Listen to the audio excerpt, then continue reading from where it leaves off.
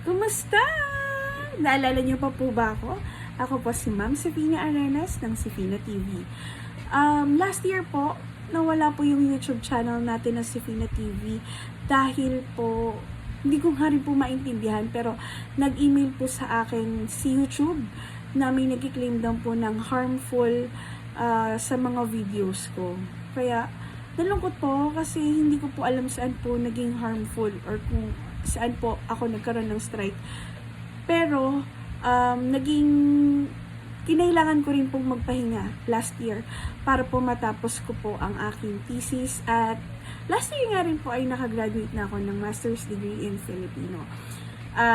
Ngayon po, nagbabalik ako sapagkat napakadami na po ang nagbibigay po sa akin ng mensahe na nangangailangan po ng mga videos natin. Natutuwa po ako sapagkat hindi ko akalain na nakatutulong po pala ang mga videos din natin sa napakaraming tao. Kasi ito po isinagawa ko lamang noong panahon ng pandemic para po sana sa online class.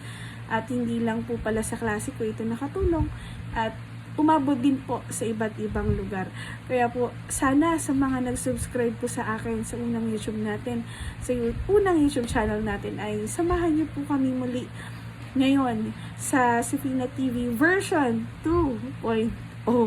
Ayan, maraming salamat po kung kayo po ay patuloy pa rin na nanonood sa ating YouTube channel.